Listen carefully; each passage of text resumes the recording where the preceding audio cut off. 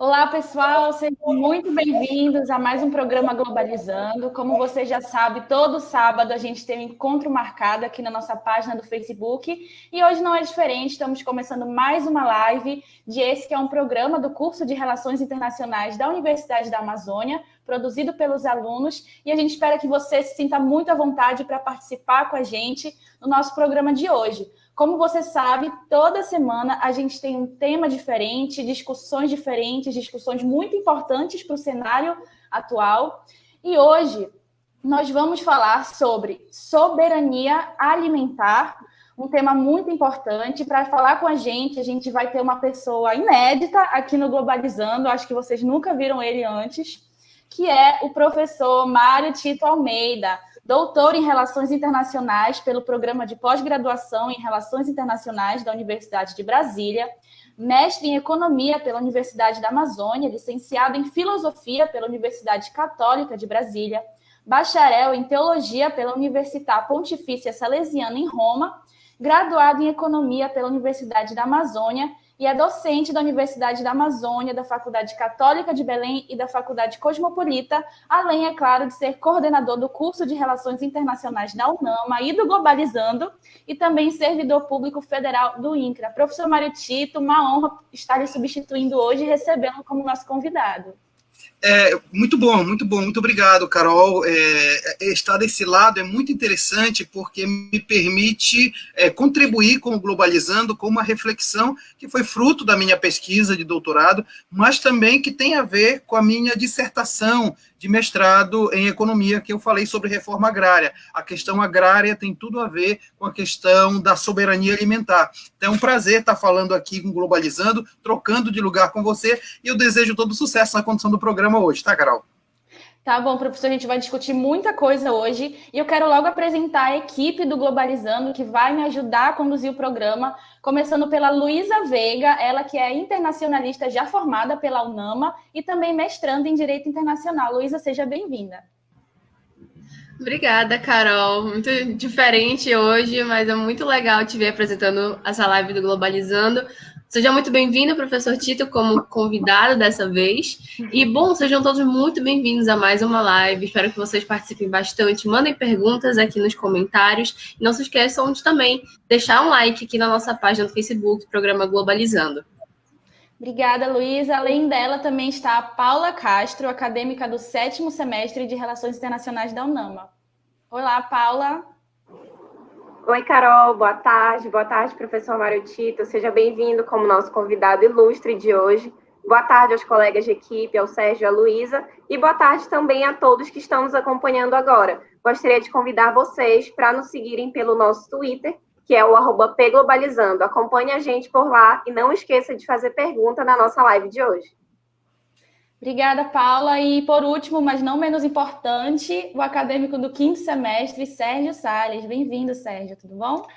Oi, Carol, tudo bem? Boa tarde. Bem-vindo, professor Mário Tito, é uma honra. Muito boa tarde, Paula Castro, Luísa, é um prazer imenso contar com vocês aqui. E muito obrigado pela presença de vocês, todos que estão nos assistindo aqui, é uma honra muito grande poder contar com vocês. Se vocês tiverem alguma dúvida sobre a nossa live, por favor, comentem aqui embaixo que a gente vai responder. E não esqueça de seguir a gente no nosso Instagram, que é @Programa Globalizando, tudo juntinho. Então, feitas as apresentações, vamos começar aqui o nosso programa. Professor Mário Tito, quando a gente fala esse conceito soberania alimentar, o que a gente quer dizer com isso? Legal, esse é um tema que a gente vai tratar ao longo do programa, mas é sempre bom falar de soberania relacionado ao alimento, porque o contexto de soberania é uma coisa ligada à questão de Estado, o Estado tem uma soberania sobre o seu território. Nesse caso, soberania significa a independência na produção, na distribuição, no consumo de alimentos de um determinado país, ou seja, um país consegue ter essa independência, essa soberania no que diz respeito a produzir os seus modos de comer, os seus alimentos, e independente não só das dinâmicas internacionais, mas definindo claramente que tipo de alimento vai ser produzido. A soberania alimentar é a valorização, inclusive, da agricultura familiar. E a gente não poderia ter um convidado melhor para falar sobre esse tema de hoje, e a gente já tem perguntas chegando, né, Luísa? É isso aí, Carol. Como o Tito falou, um tema super importante, então É muito importante que as pessoas se informem mais sobre esse assunto. E a nossa primeira pergunta vem aqui pelo Facebook mesmo, da Ellen Soares. E ela quer saber, Tito, como funciona a atuação da FAO no meio internacional e como é a sua efetividade nesse meio. Muito boa pergunta, Ellen. Obrigado pela pergunta, pelo questionamento, muito interessante. Inclusive, uma coisa que eu gostaria de dizer é que a ONU ou qualquer outra agência internacional, qualquer organização internacional, ela não tem poder de mando sobre os Estados. Os Estados, eles têm soberania, eles têm a independência da própria ação. As organizações internacionais, elas nascem a partir da vontade dos próprios Estados para atender a demanda de temas que nós chamamos de temas globais, ou seja, são aqueles temas que, de alguma forma, um só Estado não consegue resolver. A alimentação e a agricultura são dois temas que são interrelacionados, que são considerados como temas globais, ou seja, são temáticas que um só Estado não consegue resolver sozinho. A FAO, então, é a organização internacional voltada para a agricultura e a alimentação, que nasce logo após o nascimento da ONU em 45, e ela reúne todos os estados nacionais, praticamente todos os países do mundo, para que possa se resolver o problema da alimentação no mundo. Desde o início, a FAO ela tem esse objetivo de garantir o acesso ao alimento, mas não só o acesso ao alimento produzido fora, mas garantir ajuda técnica para que os países possam produzir e desenvolver uma agricultura capaz de atender à demanda da sua população. Nesse sentido, a FAO ela tem esse objetivo, vem trabalhando há mais de 70 anos nessa questão. Porém, Ellen e Luísa, a FAO ela tem um problema muito sério, que ela, de alguma forma, por mais que tenha boa vontade, ela não pode obrigar os países, efetivamente, a ter uma dinâmica de alimentação, primeiro, que possa atender, basicamente, as populações mais pobres, porque isso vai mexer, inclusive, com a definição das desigualdades, né, regionais. Mas um outro problema ligado à FAO diz respeito à pressão das grandes corporações transnacionais sobre ela, ou seja, as grandes empresas que têm interesse no comércio de alimentos. Mas a FAO é importante também porque ela vai criar um conceito fundamental para entender a questão da fome no mundo, que é exatamente o conceito de segurança alimentar e nutricional, que é exatamente a ideia de que todas as pessoas devem ter acesso a alimentos em quantidade e em qualidade suficientes para garantir uma excelência na sua vida. Então, nesse sentido, a FAO é a garantidora disso. Por mais problemas que ela tenha, ela é um fórum interessantíssimo para você produzir políticas públicas internacionais e atender a demanda de pessoas que passam pelo mal da fome. E, professor Mário Tito, a FAO ela atua de diferentes frentes, né? Sejam promoção de iniciativas e também produção de censos, né? Para a gente ter esses dados, essa informação de quantas pessoas estão passando por fome e má nutrição no mundo. Qual a importância de a gente ter esses dados para a implementação de políticas? Carol, sem dados você não faz gestão. A boa gestão de qualquer problema, ela parte necessariamente de você ter acesso a dados. No site da FAO, você tem uma parte, um setor do site, que são todos os dados com estatísticas, com gráficos e tal, que mostram um pouco a distribuição do alimento no mundo. E uma coisa, Carol, que nos dá muita dor é perceber que ao longo dos últimos anos, a fome vem aumentando no mundo e vem aumentando no Brasil. Então, esse elemento de acréscimo da fome no mundo representa o fracasso da comunidade internacional em acabar com a fome, e esses dados estão todos lá. E um dos dados mais poderosos para entender o problema reside na questão dessa efetiva política mundial, onde todos os países se comprometem a acabar com a fome. Desde o objetivo do milênio em 2000, se pensava em acabar com a fome e a miséria em 2015, e isso efetivamente não aconteceu, mostrando que muito trabalho ainda tem que se fazer. Com certeza, e a gente vai continuar discutindo sobre isso ao longo do programa, mas antes eu quero dar um alô para quem está acompanhando a gente por aqui pela nossa live. Giovana, tem participação? A Ana Correia, boa tarde. Hoje temos um convidado muito ilustre, é verdade. Obrigada, Ana. A Agatha Poliani. Programa incrível, necessário, com um convidado ilustre. Muito bom ver o professor do outro lado também. Parabéns ao programa. Valeu, Agatha. Luiz Sampaio, tema importante e ninguém melhor para falar sobre isso do que o professor Mário Tito. Parabéns à equipe. A Yuki Kawai, convidado ilustríssimo, ansiosa pelo conteúdo de hoje. Lourdes Guerreiro, parabéns mais uma vez ao excelente programa e tema, aos participantes e especialmente a minha neta Paula Castro. Olha, a Paula tem uma fã aqui no nosso programa. A Jade Germano, soberania alimentar, tema super relevante, atual e necessário de ser discutido. Programa Globalizando, sempre assertivo. Obrigada a todo mundo que está participando. Vivi, como importante seria a permacultura nesse contexto? Temos uma pergunta para o professor Mário Tito. Já a gente volta nela, mas antes, deixa eu chamar o Sérgio, que tem informação para a gente. Desculpa, a Paula, que tem informação para a gente, né, Paula? Isso mesmo, Carol. A equipe do Globalizando sempre faz uma pesquisa de várias manchetes de jornais ao redor do mundo. E a primeira notícia que eu trago para a gente hoje vem do jornal Nikkei Times, do Japão, que diz o seguinte: a ONU alerta para a deteriorização de estoques de comida no Mianmar, enquanto a situação política fica cada vez mais instável. O Programa Alimentar Mundial está alertando que mais de 3,4 milhões de pessoas podem se juntar aos 3 milhões de birmaneses que já estão em situação de insegurança alimentar. Exatamente, olha, mesmo que no combate à fome no mundo, a Agência das Nações Unidas para a Alimentação e Agricultura, a FAO, seja uma das mais conhecidas, a resolução de uma problemática conta também com o apoio do Programa Alimentar Mundial, que é a maior agência humanitária mundial no combate à fome no mundo, atuante em mais de 15 países e que garante a alimentação de qualidade para milhares de pessoas. Aliado a isso, temos os Objetivos de Desenvolvimento Sustentável, que, com apoio de 191 nações, colocaram como prioridade acabar com a fome e a miséria. Então, professor Mário Tito, nós temos algumas questões, né, nesses textos, nesses conteúdos que a Paula e o Sérgio trouxeram para a gente. O primeiro é a notícia, né, que a gente tem essa relação de fome e de instabilidade política, como essas duas coisas estão relacionadas, né? Vamos começar por aí? Vamos lá. É interessante essa relação, viu, Carol? Veja bem, tem tudo a ver a distribuição de alimentos com a estabilidade política. Eu costumo dizer nas minhas aulas de economia que não existe economia sem política. Economia, ela é necessariamente política, porque, na verdade, é a partir das lutas políticas que se decidem o que se vai produzir, o quanto se vai produzir, para quem se vai produzir e quem vai produzir. Então, nesse sentido, toda a economia, toda busca de atendimento das necessidades humanas tem forças políticas disputando nesse espaço.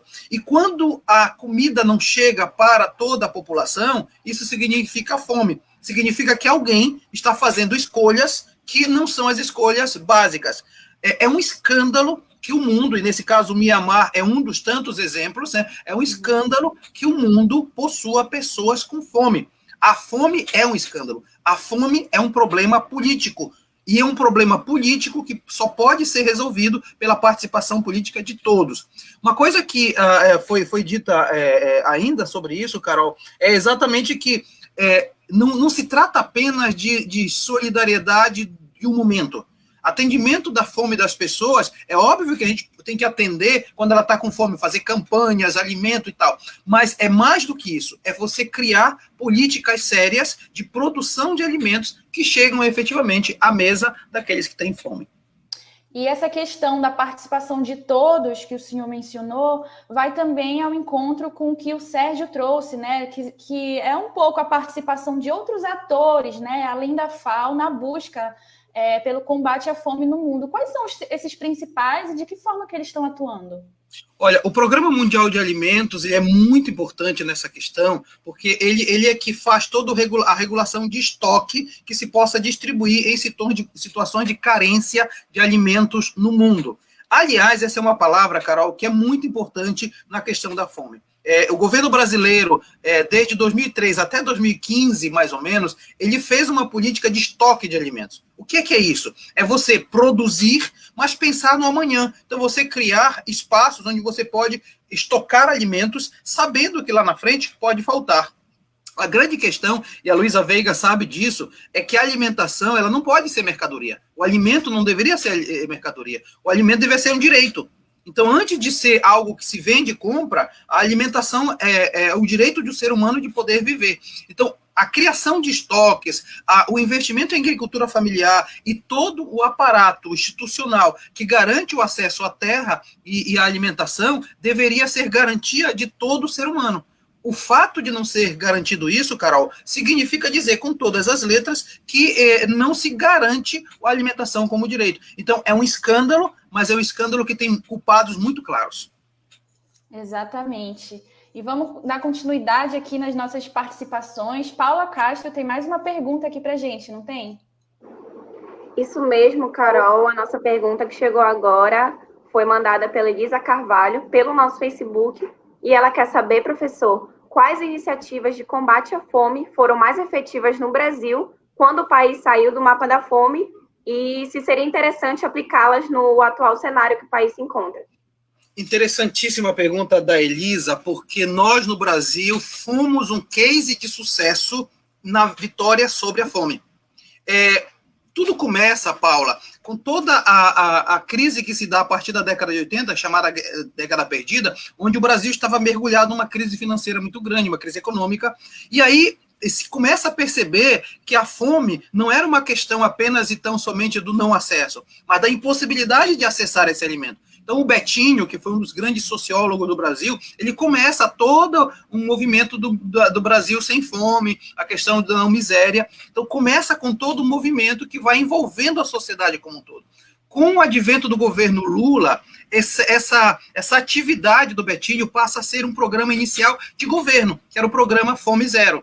Logo em seguida, ele deixa apenas de ser um programa de governo para ser uma política de Estado. Ou seja, o governo Lula cria o Ministério do Desenvolvimento Social e lá ele abriga o programa Fome Zero. Três coisas são fundamentais para destacar aqui, Paula. Primeiro, o apoio à agricultura familiar, portanto, à agricultura mais local. Segundo, o investimento em assistência técnica para que esses agricultores familiares tenham condições efetivas de produzir alimento de qualidade. E terceiro, garantir o escoamento desse alimento para que chegue à população. Um exemplo disso, Paula e a Elisa, é que dentro do programa Fome Zero havia um subprograma chamado Programa Nacional de Alimentação Escolar. Ainda ele existe.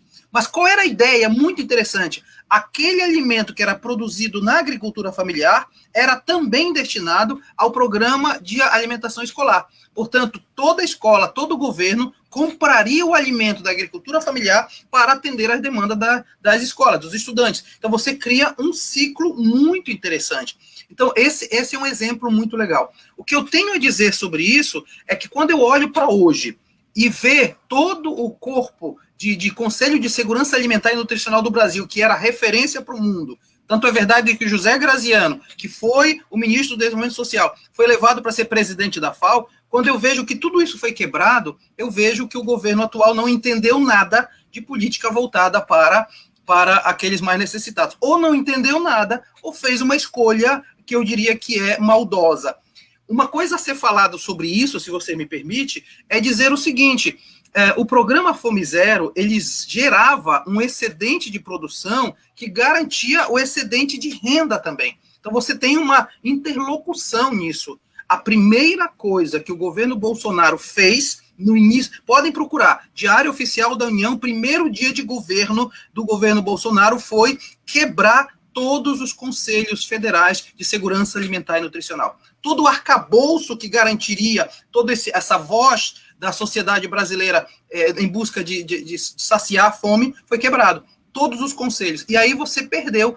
E o Ministério do Desenvolvimento Social foi extinto. Então, quebrou isso aí. O resultado só podia ser isso que nós estamos vendo agora. 19 milhões de brasileiros que sofrem do mal da fome.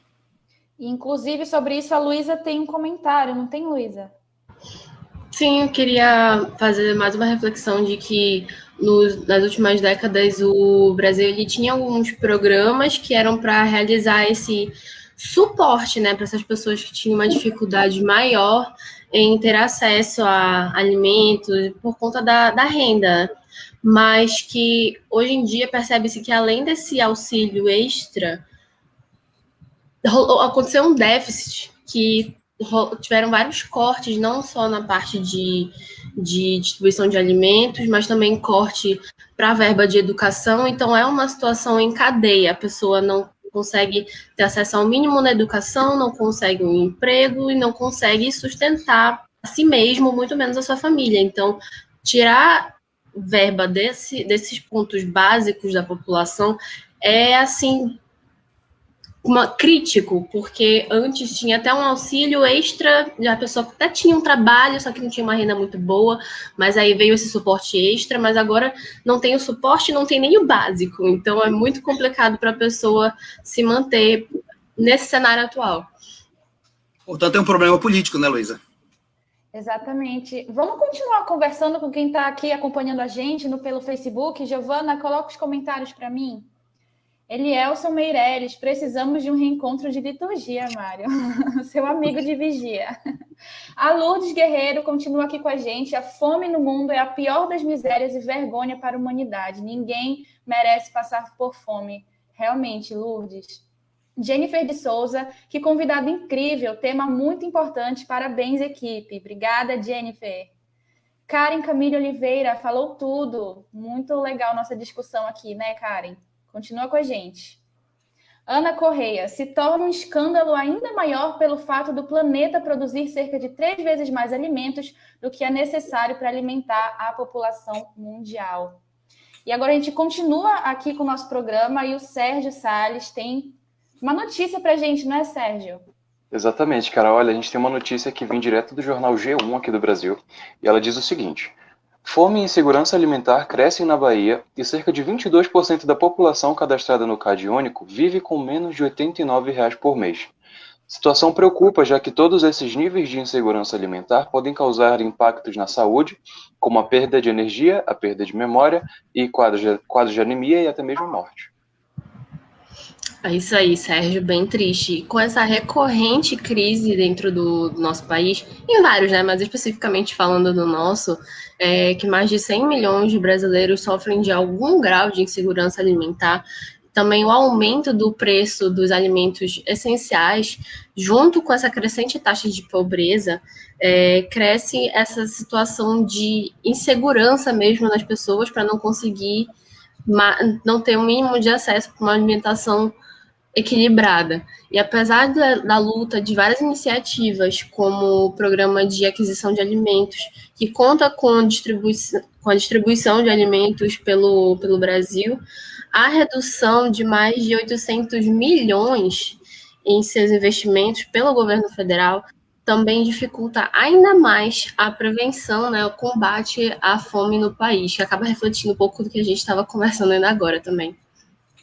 Exatamente, professor. Tanto o Sérgio quanto a Luísa falaram de uma coisa muito crítica, né, aqui no Brasil, que é a questão do trabalhador brasileiro, cidadão brasileiro, não está conseguindo comprar comida. Ou temos o aumento da carne, o aumento do gás de cozinha, entre outras coisas, aluguel, todas as outras contas, né? Como é que a gente faz para reverter isso? Como é que a gente, como sociedade civil, pode atuar para mudar esse cenário? Para mim, são duas coisas fundamentais. Primeiro, denunciando, e segundo, anunciando. Denunciando em que sentido? Entendendo que o problema da fome no Brasil, como a Ana Cláudia falou aí, o mundo produz muito mais do que aquilo que é necessário para comer. O Brasil, você tem uma ideia, Carol? O Brasil produz em cereais capaz de atender todas as pessoas em um dia, todos os dias do ano. Se você pegar o arroz, se você pegar a somatória de tudo que é produzido em arroz no Brasil e dividir por todas as famílias, cada família teria todo dia meio quilo de arroz para comer. E para quem conhece aí da cozinha, meio quilo de arroz é comida para caramba. Dá para uma família de 4, 5 pessoas tranquilamente, né? Então o que acontece? Nós temos um problema de denúncia. A política econômica do atual governo é uma política que privilegia o agronegócio, que produz alimento para exportação, do que a agricultura familiar, que produz alimento para o consumo interno. O caso do boi em pé, o caso da pecuária é emblemático para entender isso. Como o governo não tem credibilidade internacional, falta dólar no mercado brasileiro. E aí, tudo que é raro é caro. Portanto, o dólar está lá em cima.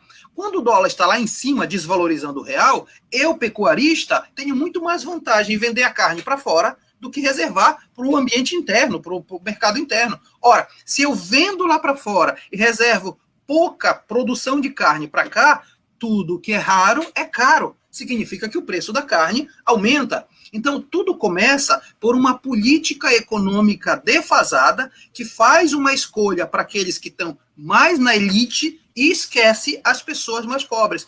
Ninguém muda a política econômica e faz escolha desse gênero e fica impune. Nós estamos sofrendo essa questão. Então, essa é a denúncia. O anúncio é dizer que nós podemos mudar. Nós, sociedade civil. Primeiro, resistindo, acreditando na agricultura familiar, pressionando nossos políticos para passarem legislações que protejam a agricultura familiar, o nosso prefeito, o nosso governador, fazendo com que se valorize a agricultura familiar. E depois, Carol, o principal anúncio é dizer que a gente pode mudar governantes, a gente pode fazer a vontade popular, garantir que o governante que possa vir, possa ajudar, inclusive, a trabalhar melhor essa questão das necessidades humanas que são fundamentais. Perfeito. Nós estamos conversando aqui com o professor Mário Tito, doutor em Relações Internacionais, sobre soberania alimentar, e tem perguntas chegando aqui dos nossos ouvintes aqui pelo Facebook. Giovana, qual que é a primeira? A gente vai voltar agora nessa pergunta da Vivi Fonseca. Um abraço para você. Quão importante seria a permacultura nesse contexto, professor Mário Tito? É uma pergunta sensacional essa, porque permacultura significa, é uma junção de palavras, uma cultura permanente. Ou seja, é você não depender, Carol, somente daquela cultura de safra, né? Eu vou esperar que gere esse produto, depois eu planto outro. Não, eu olho para a minha terra, eu verifico o que é que eu posso plantar junto, o que é que eu posso fazer de rotatividade de culturas, eu vou dizer o que é que eu posso plantar respeitando o ecossistema. Então eu crio aquilo que a gente chama na questão agrícola de associação. Eu associo uma plantação com outra. É a pimenta do reino com o maracujá, o mamão com a goiaba. Então, eu vou fazendo uma ideia de utilizar bem o recurso para que nunca falte. Então, eu associo culturas permanentes de alimentos com outras culturas que são provisórias. Então, você vai fazendo todo um aparato. E isso só dá para fazer, Carol, se nós superarmos o paradigma das grandes empresas. O que fazem as grandes empresas do agronegócio? Passam o trator, são monocultura, e aí, além disso, não fica para a gente. Então, a permacultura é um trabalho que vai consorciando uma série de culturas voltadas para o atendimento da alimentação em nível regional e local. Perfeita a sua análise, professor. E agora a gente tem mais uma pergunta. Deixa eu logo passar para o Sérgio. Oi, então, a gente, como vocês sabem, o programa Globalizando, ele é feito por acadêmicos de relações internacionais, e a gente tenta trazer todos os programas mais acadêmicos que não fazem parte do nosso programa ainda, para fazerem perguntas ao vivo. E hoje a gente tem a ilustre presença do Vitor Rodrigues, que é o acadêmico do primeiro semestre, acho que ele já está aí. Muito obrigado, Vitor, por ter aceito o nosso convite, e sinta-se à vontade para fazer sua pergunta. Boa tarde, pessoal. Boa tarde, professor Mário Tito. O senhor citou agora o enfoque desse atual governo nos grandes produtores, né, os grandes agricultores. Então, nesse sentido, eu queria perguntar para o senhor qual a importância da agricultura familiar para a economia do Estado e de que forma o governo pode incentivar o desenvolvimento desses microprodutores de alimentos. Vitor, primeiro um prazer te receber aqui no Globalizando, viu? E uma pergunta tão inteligente, tão sensata. Primeiro de tudo, dizer que a gente tem que valorizar a agricultura familiar não significa demonizar necessariamente o agronegócio. Eu acho que tem espaço para as duas coisas, o agronegócio é importante, ele contribui para a balança comercial, ele contribui para essa geração de riqueza. O grande problema é quando você só foca nisso, né? Você valoriza isso e você sabe que o agronegócio, em alguma de suas empresas, é profundamente destruidor do meio ambiente. Pensar na agricultura familiar é pensar em uma agricultura que possa gerar dinâmicas locais de desenvolvimento. Por exemplo, você planta, por exemplo, em Vigia. Eu sou de Vigia. Lá em Vigia você incentiva a agricultura familiar e todo o entorno da cidade, Vigia, Colares, São Caetano, Santo Antônio do Tauá, Santa Isabel, acabam sendo valorizados porque a riqueza gera ali, ela gira naquele momento. Então, a agricultura familiar por isso. Segundo, pela alta taxa de produtividade e de atendimento de uma população maior do que o agronegócio. Você, como estudante de introdução à economia, sabe que hoje a economia tende ao monopólio e ao oligopólio. Em âmbito internacional, isso são grandes empresas. Esse dinheiro vai para fora. Quando você valoriza a agricultura familiar, você valoriza as pequenas unidades. Então, você faz essa dinâmica funcionar. E uma terceira coisa, Vitor, que é importante na tua pergunta, é exatamente a ideia de que a agricultura familiar ela é muito agroecológica. Ela usa poucos insumos químicos e, portanto, ela tem muito maior capacidade de trabalhar com a agroecologia. Então, você vai valorizando também o uso de recursos que sejam naturais. E uma última coisa sobre o que estás perguntando é de que ela valoriza os saberes regionais. Então, veja bem, você vai valorizar os saberes alimentares regionais. Você vai valorizar o plantador de açaí, ou aquele que colhe o açaí. Você vai valorizar os produtos que são da região, em vez de estar consumindo alimentos que muitas vezes nem alimentos são, né, Vitor? São alimentos ultraprocessados, embutidos e tal. Quando você pode valorizar o alimento que é da nossa região. Então, é isso. Eu acho que, de verdade, Vitor, tua pergunta foi muito legal. Parabéns. Vitor, eu quero te agradecer muitíssimo pela tua participação aqui no Globalizando. Parabéns por você estar participando aqui com a gente. Uma pergunta excelentíssima. E continua acompanhando a gente pelo Facebook, tá? Até mais. Perfeito, muito obrigado. Giovana, temos mais uma pergunta chegando aqui pelo nosso Facebook, não tem? Vamos logo apresentá-la para o professor Mário Tito. É da Ana Correia. Obrigada, Ana, pela pergunta. Professor, é possível dizer que a fome acaba por aumentar os índices de criminalidade, já que muitos em situação de fome podem recorrer a meios ilícitos para aquisição de alimento? Ana, tua pergunta é legal. É assim, quando um governo não combate a fome, ele está chegando no ponto mais baixo do fracasso da sua política. Porque percebam, como diz a minha mãe, né, Dona Rosilda, lá em Vigia, beijo para ela, saco vazio não se põe em pé. Saco vazio não se põe em pé. Se a pessoa não come, ela vai trazer uma série de outros problemas. Ela não come, ela está em desespero, ela pode morrer de fome. Isso pode gerar, sim, superações de questões éticas, inclusive. Aliás, a falta de alimentos com crianças torna, muitas vezes, aquela criança incapaz de fazer aprendizados posteriores. Imagine o prejuízo nessa cadeia que se dá. No caso disso que você falou, Ana, de fato pode gerar a violência porque a fome não espera. Imagine a dor de uma mãe, de um pai, de não ter o que dar de comer para os seus filhos. Então, isso vai gerar a superação e a possibilidade de violência. Então, se o governo quiser combater a violência, primeiro garanta o direito de acesso ao alimento da sua população, para que o resto não aconteça. O pior é que isso é uma situação tão comum em várias famílias brasileiras e a gente tem que sempre lutar e ser a resistência para poder mudar esse cenário, né, professor? Isso, muito bom. E para a gente tem que tomar consciência do problema. Tomar consciência do problema e perceber que a fome não é algo natural. É algo que foi naturalizado. Quando eu vejo jornais dizendo, olha, aprenda a fazer uma série de receitas com ovo, eu digo, caramba, você está escondendo que está faltando comida. Ou então dizer assim, olha como é gostoso a comida no fogão a lenha. Você está escondendo o problema de que falta dinheiro para comprar o gás. Então, assim, a gente tem que resistir a essas padronizações, sim, com certeza. Exatamente. Giovana, vamos continuar falando com quem está acompanhando aqui com a gente? Antes, a fome atingia quem não tinha um trabalho, uma renda. Hoje, com a alta dos preços de itens básicos da cesta, até mesmo quem tem proventos está tendo dificuldade para levar o alimento para casa. Isso é verdade. Infelizmente, é uma situação bem recorrente. Neliane Santos, o doutor Mário Tito falou tudo. Ele é excelente. Quando eu crescer, quero ser como você. Todos nós queremos. Lourdes Guerreiro, um dos mais graves efeitos da fome é por muitas vezes levar o ser humano ao desespero e fazer com que se torne um furtador de alimentos e até usar uma arma para conseguir alimento para sua família e seus filhos que choram com fome. Mas poucos se colocam no lugar dessas pessoas, principalmente quem deveria, para resolver ou tentar resolver a situação sem denominação adequada. Muito triste. Realmente, Lourdes, é uma situação muito preocupante. A Vera Baixo está aqui com a gente também, programa sensacional, extremamente necessário. Obrigada, Vera. O programa de hoje poderia ter, no mínimo, umas 3 horas. Tema maravilhoso, de suma importância. Professor Mário Tito, maravilhoso em suas colocações. Parabéns, equipe. Um beijo para você. Agora, a Mick Lute. Vamos continuar, então, nossa discussão, que a Luísa Veiga tem mais notícias sobre a imprensa internacional sobre esse tema, né, Luísa? Sim, agora eu vou trazer uma manchete do jornal Al Jazeera, do Catar, que ele abordou que a vice-presidente dos Estados Unidos, a Kamala Harris, ela reiterou o plano de ajuda do governo Biden para que haja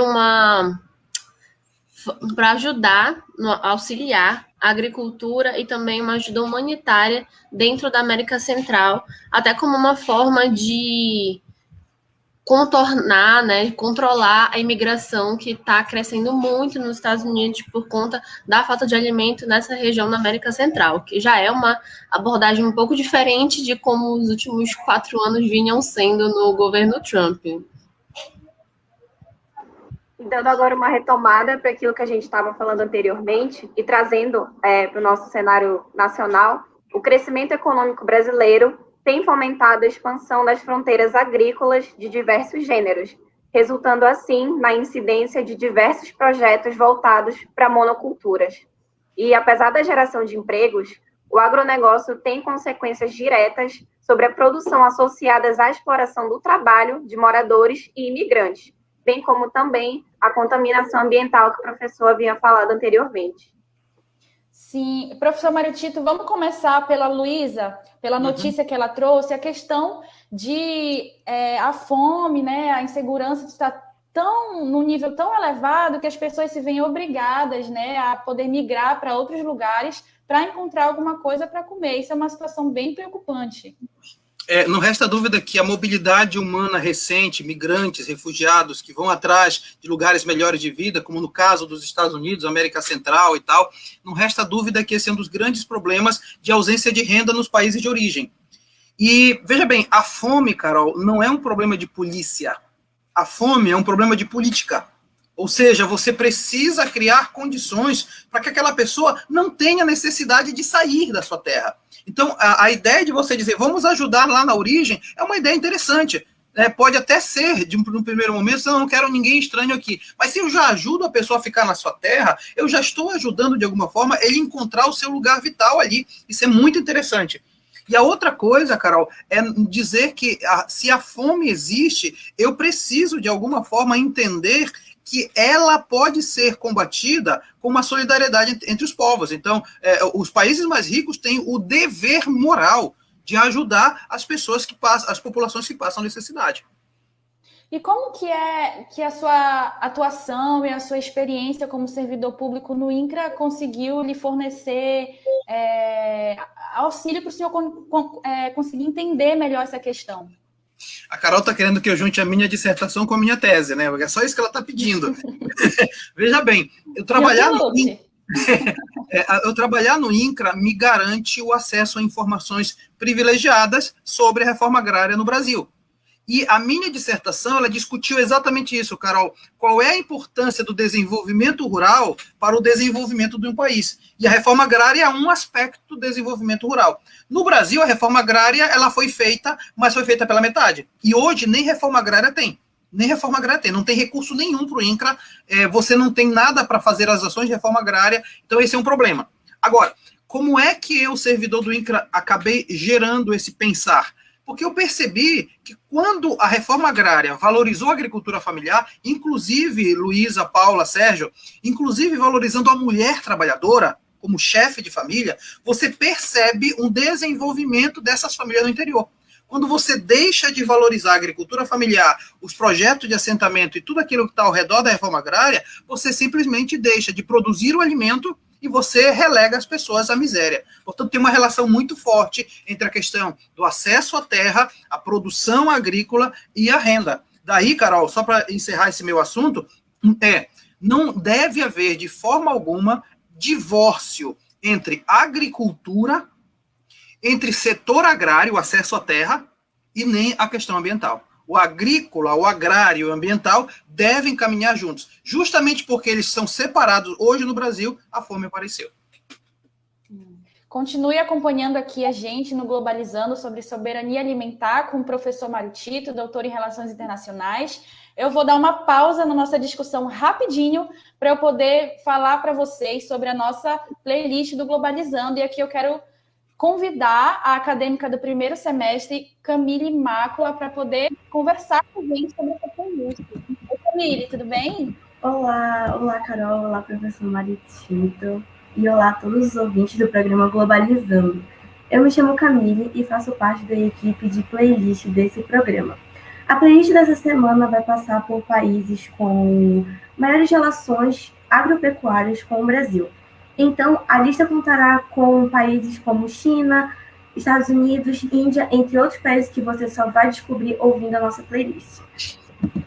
E Camille, me conta, tu sabia que tinha tanta música legal nesses países antes de entrar para a equipe de playlist do Globalizando? Não, e a maioria deles eu conheci fazendo a playlist.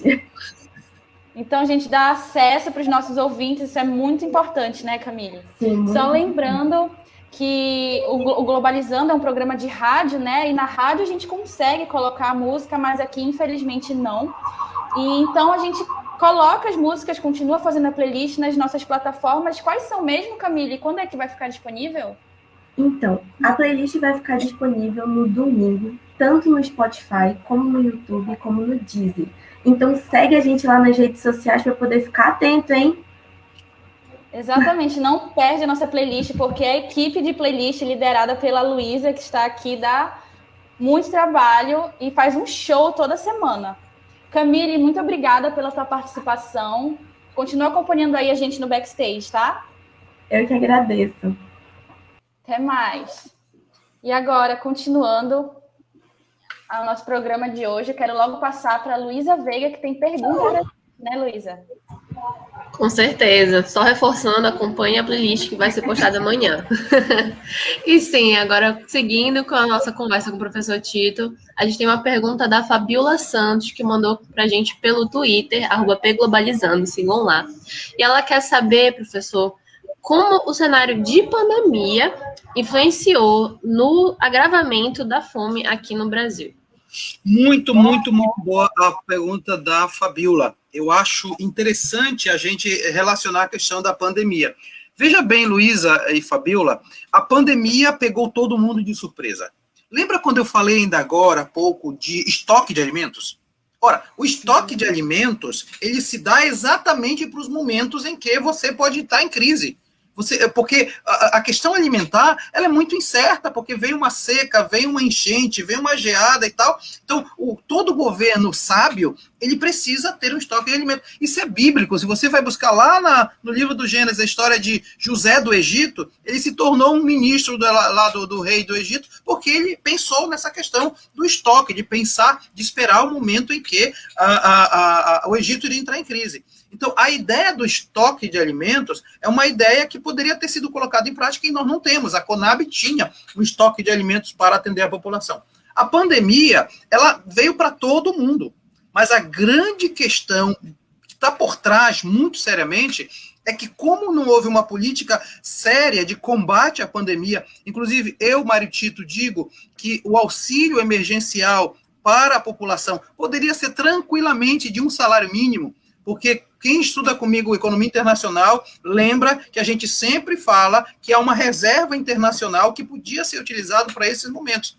Mas o governo brigou para não dar 600 e agora está dando R$150, que vamos combinar. R$150 não dá para você viver nem uma semana, imagine um mês. Então, houve o aumento da fome, sim, mas houve também, pelo despreparo do governo, ou talvez pela má fé, você teve o incremento da fome, porque simplesmente as pessoas ou precisavam ir para a rua enfrentar para ganhar dinheiro e pegaram Covid e morreram, ou então ficaram em casa e não tinham renda suficiente para sobreviver. Então nós temos um problema aqui, que é um problema de prioridade. Eu poderia ter usado o recurso do meu país para fazer as populações ficarem em casa e terem acesso ao alimento de maneira mais tranquila, do que efetivamente eu negar isso. Tanto é verdade isso que eu estou falando, já que nós estamos em sede de relações internacionais, é a grande questão que os Estados Unidos fez. O Trump negou, ele saiu. Assim que o Biden assumiu, uma das primeiras coisas que ele fez, distribuir renda para a população. ajudando as pessoas a ficarem em casa e investindo pesado em vacina. Ou seja, o Brasil nem ajudou a população com renda e nem investiu em vacina. Se isso não é uma tanatopolítica ou uma política de morte, eu não sei mais o que é política. Isso só nos mostra o quanto uma mudança de presidente pode mudar o cenário de um país, né, professor? Sim. Na sua tese, o senhor discutiu exatamente isso, sobre a fome no mundo, né? Eu queria que o senhor falasse para a gente um pouquinho de onde que surgiu o seu interesse nesse tema.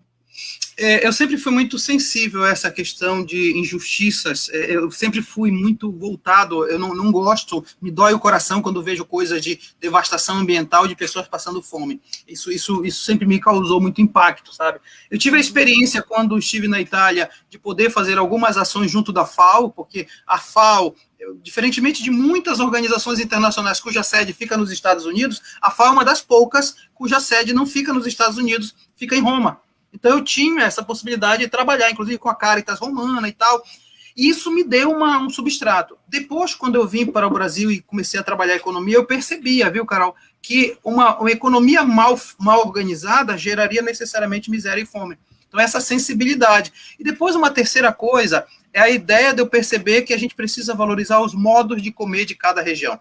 Eu fiz a experiência de comer comidas de fora, mas a gente precisa valorizar as nossas comidas, o nosso modo de comer. E isso sempre me trouxe impacto. Por exemplo, aqui tem café. Mas sabe o que tem aqui nesse café? Tem também farinha de tapioca. Farinha de tapioca é um modo de comer nosso, do Brasil, da Amazônia. Então, essa perspectiva nossa me causou bastante interesse. A minha tese discute fome no mundo, mas discute também soberania alimentar na Amazônia. Ou seja, como é que na Amazônia a gente pode valorizar os nossos modos de comer? E isso passa necessariamente por a gente reconhecer, Carol, que na Amazônia existe fome.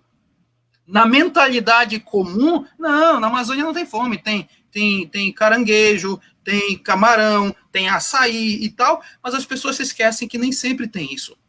E a Amazônia é riquíssima em comida, em todos os tipos de nutrientes, e mesmo assim a gente ainda falha em fornecer comida para as pessoas que estão aqui, né, professor? Isso foi o que me causou impacto. Então, eu parti desse problema de pesquisa inicial e comecei a investigar e comecei a perceber que o grande problema, Carol, é que o mundo da alimentação está dominado por corporações transnacionais e que era preciso pensar na resistência, e a resistência a tudo isso é exatamente a soberania alimentar. Ou seja, vou já acabar, tá, Camila? Ou seja, é você trabalhar a questão de uma agricultura que é familiar, agroecológica, que respeite os modos regionais de comer e que, acima de tudo, valorize a sociedade civil. Perfeito, professor. Agora eu vou passar logo para a Paula para falar para a gente qual é a notícia que a gente qual é o país que a gente vai viajar agora. Olha só, Carol, a nossa notícia de agora vem lá da Arábia Saudita, do jornal Arab News, e diz que empresas do Catar estão planejando produzir comida em países como a Romênia e a Bulgária, em um esforço para tentar garantir a segurança alimentar no país antes da próxima Copa do Mundo, agora de 2022. E olha, a pandemia do coronavírus tornou ainda mais evidente a desigualdade, o agravamento da pobreza, além do desamparo da população brasileira. Contudo, o vírus não pode ser considerado o único responsável pela retomada do país para o mapa da fome. E em 2019, a Organização das Nações Unidas para a Alimentação e a Agricultura já alertava que o Brasil retornaria ao mapa da fome no futuro. E dentre os principais motivos para isso estão a tomada de medidas neoliberais que trouxeram um agravamento na luta e combate à fome, além do desmonte e políticas públicas e de segurança alimentar e nutricional. Isso que o Sérgio traz para a gente é importantíssimo, a gente ter essa noção, mas antes da gente começar a comentar sobre isso, eu queria só voltar um pouquinho para o que a Paula trouxe, que é essa questão de países mais ricos usarem o solo, o espaço, o território de países mais pobres, né, para poderem produzir comida para eles. E aí, professor, como é que é essa relação? Complicadíssima, Carol, até a sua amada China faz isso. Ou seja, ela efetivamente também faz uma espécie de gafanhotagem da terra, né? Na verdade, tem até um termo, né? O land grabbing, né? Você quase que aluga a terra do outro país, contrata trabalhadores daquele país para produzir alimentos, e aqueles alimentos não ficam naquele país. Isso acontece muito hoje na África. Hoje mesmo, no Twitter, tinha uma notícia de que o Catar estava também fazendo isso em outros países ali da Ásia, exatamente para garantir alimento, inclusive na Copa do Mundo, né? Então, essa é uma questão muito séria, que se trata de os pós-colonialistas vão dizer que é uma nova forma de colonização. Infelizmente, isso acontece de alguma forma isso acontece porque não existe uma governança global do assunto que leve a sério o papel das grandes corporações. Veja bem, a grande questão que está posta aqui é que, por mais que os estados queiram, por mais que a FAO queira, por mais que façam reuniões, objetivo do milênio, objetivo do desenvolvimento sustentável, você não tem um controle internacional dos desejos. Quanto mais as empresas transnacionais dominarem a economia internacional, mais vezes nós vamos ver esse distanciamento. No caso do Brasil, Carol, nós temos um problema ainda sério, que é o problema, como o Gessé de Souza, um sociólogo, fala, que é a elite do atraso. Ou seja, nós temos um país que sempre teve uma elite que pensou só em si e nunca pensou em desenvolver o país. Então, é uma elite que é latifundiária, é uma elite que só pensa em ganhar dinheiro para ir para fora, é uma elite que se alia às grandes corporações internacionais, é uma elite, enfim, que não pensa no desenvolvimento. O Thomas Piketty, que é um dos grandes economistas contemporâneos, fala que o grande problema do mundo hoje é a desigualdade. E nunca como hoje a questão da pandemia mostrou o fosso, o abismo que separa realmente essas pessoas. Então eu vejo com muita preocupação, Carol. E essa questão que o Sérgio trouxe para a gente aqui nesse último conteúdo mostra que a volta do Brasil para o mapa da fome não foi causada pela pandemia. Isso antecede em muito o início da pandemia aqui no Brasil. Claro que agravou, né, professor? Mas a gente não pode definir essa mudança com a pandemia, porque isso já vinha de muito antes, né, professor Mário Tito? Já com essa desconstrução que eu falei, né, do todo o arcabouço institucional que garantia a distribuição de alimentos, segurança alimentar e nutricional no país, a quebra desses conselhos, o fim do Ministério do Desenvolvimento Social, a falta do Bolsa Família, porque quem conhece o programa Fome Zero percebe que dentro do Fome Zero tem também o Bolsa Família. Então, todo esse aparato que foi quebrado não poderia ser quebrado impunemente, porque efetivamente nós temos um problema sério de um governo que não pensa exatamente nessas coisas mais sociais, porque disse que era ideológicas, e a ideologia, a fome não tem ideologia. Sim, e a Paula tem um comentário para a gente, né, Paula? Isso aí, Carol. Eu queria retomar aquela questão que a Ana Cláudia comentou aqui anteriormente, de que a produção mundial de alimentos supera 3 vezes a quantidade necessária, né, para alimentar a população mundial. Inclusive, tem muito desperdício, né? Ao mesmo tempo que falta comida para várias pessoas, tem várias empresas do ramo alimentício, de modo geral, que desperdiçam muita comida, né? Que sobra e acaba indo para o lixo. Quando, na verdade, deveria ter alguma política de doação, de divisão dessa comida que acaba sendo estragada, né? E eu já vi vários casos na internet de restaurantes, de indústrias que fazem essas políticas, né? Apesar de serem poucas, eu acho que é bastante interessante, né, as empresas terem essa perspectiva de ajudar o próximo, de compartilhar, né, aquilo que está sobrando, já que, infelizmente, o Estado não consegue dar conta de sanar o problema da fome. É muito interessante a gente ver as empresas e as grandes corporações fazendo isso pelas pessoas também. Sim, o desperdício de alimento é uma coisa muito séria, Paula, realmente. Você é um segundo mal, né? A ausência da comida e o desperdício de alimentos geram 2 males, na verdade, né? Isso aí. Gil, tem gente participando ainda com a gente aqui no nosso programa. Vamos ver quem está com a gente. Lourdes Guerreiro, professor Mário Tito, como sempre, dando show de conhecimento e competência. Por isso, seus alunos são nota 10. Obrigada, Lourdes. Ana Correia, vale ressaltar também que as questões de fome se tornam ainda mais gritantes em contextos de conflito, como, por exemplo, a situação das migrações venezuelanas que encontram dentre seus inúmeros motivos a fome. Com certeza. Inclusive, vários desses migrantes estão aqui localizados aqui em Belém mesmo, e existem muitos pontos de apoio onde a gente mesmo pode fazer doações e poder ajudar de alguma forma. O Carlos Eduardo, parabéns a toda a equipe do Globalizando. Tema importantíssimo, o professor Mário Tito, como sempre, excelente nas explicações. Obrigada, Carlos. Eucridiane da Silva, palmas para vocês. Reflexão, esclarecimentos e uma discussão importantíssima. Também no Globalizando de hoje, com um entrevistado competente em tudo que faz. Parabéns. Obrigada, Eucridiane. Vitória Vidal, amei a caneca, professor. Em breve teremos canecas também para o resto da equipe. Lourdes Guerreiro disse tudo, Paula. A gente está recebendo o professor Mário Tito de volta. Voltei. Então, teve gente que elogiou a caneca, foi? Teve muitos elogios para sua caneca personalizada do Globalizando. E agora, gente, vou pausar de novo a nossa programação aqui para poder convidar a Giovana Ramos, que ela é acadêmica do curso de Relações Internacionais aqui da UNAMA, que ela vai falar para a gente sobre o irmão gêmeo do Globalizando, que é o site internacional da Amazônia, e ela vai explicar para a gente como é que ele funciona. Oi, Giovana, tudo bem? Oi, Carol, tudo bem, sim. Então, gente, o site internacional da Amazônia, ele é um site que é desenvolvido pelos acadêmicos de Relações Internacionais com o objetivo da produção de artigos, vídeos e outros conteúdos sobre os mais diversos assuntos internacionais. Durante a semana, nós vamos ter vários quadros, temos o Interdicas, o Guerras, temos também o Durma Informado, que é um dos principais da nossa plataforma, que é uma série de notícias do dia, e são muito importantes para a gente entender mais sobre o contexto internacional que a gente vive hoje. Então, e para conhecer todo esse nosso conteúdo, é bem fácil e rápido. No Instagram e no Twitter somos o @InterDaAmazônia, e no Facebook e no YouTube somos o Internacional da Amazônia. E o nosso site está disponível em todas as plataformas.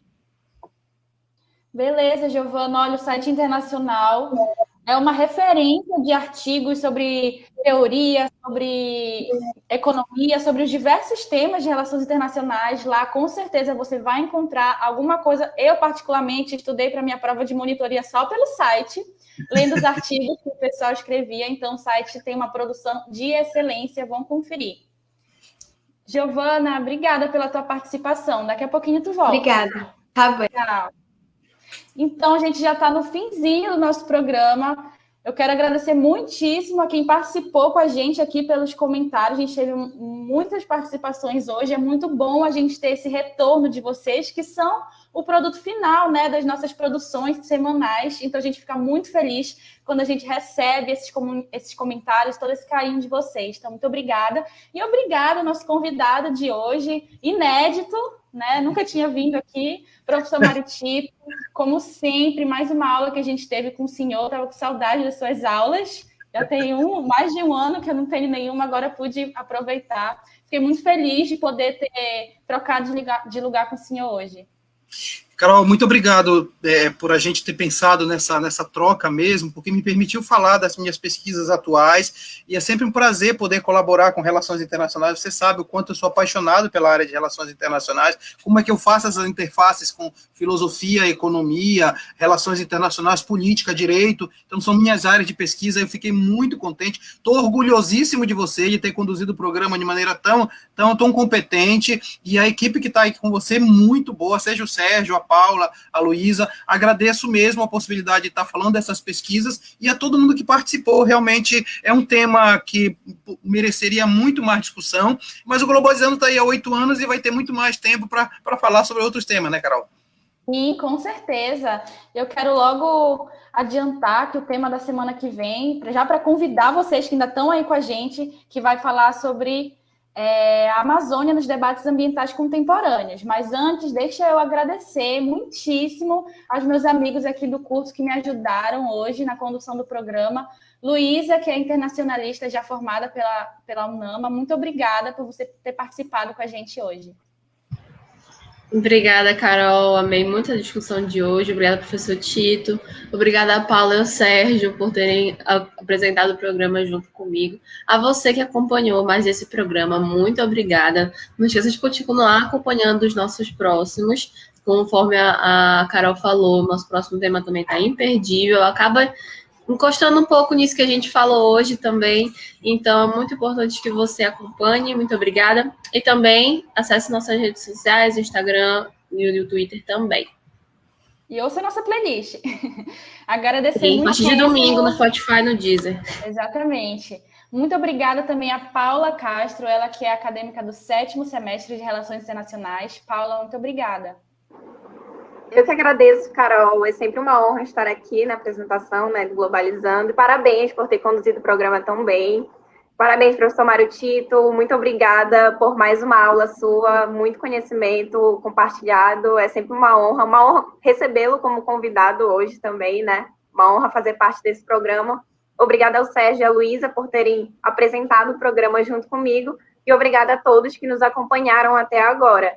Não esqueçam de nos seguir nas nossas redes sociais, acompanhem tudo por lá e não esqueçam que essa live vai ficar salva aqui no Facebook. Então, caso você tenha perdido ou queira assistir de novo, basta acessar que ela vai estar aqui. Obrigada, Paula. E de novo, por último, porém não menos importante, o Sérgio Salles, acadêmico do 5º semestre de RI. Sérgio, valeu pela tua participação hoje. Parabéns, Carol. Conduziu o programa maravilhosamente bem. Muito obrigado, professor Mário Tito, por mais uma aula. É sempre uma maravilha poder contar com tanto conhecimento e tantas explicações maravilhosas, ainda mais com temas importantes como esse. Luísa e Paula, é sempre um prazer imenso estar aqui com vocês. E, não menos importante, você que conseguiu acompanhar o nosso programa até aqui. Muito obrigado pelas participações, seja comentando, seja compartilhando a nossa live, isso ajuda demais. E não se esqueça de acompanhar as nossas redes sociais, a nossa equipe de mídias tem um trabalho incrível e trabalha diariamente para fazer a nossa divulgação. E se você tiver alguma dúvida, chega com a gente nas nossas redes sociais que a gente vai responder e acompanhe o nosso próximo programa que vai estar imperdível.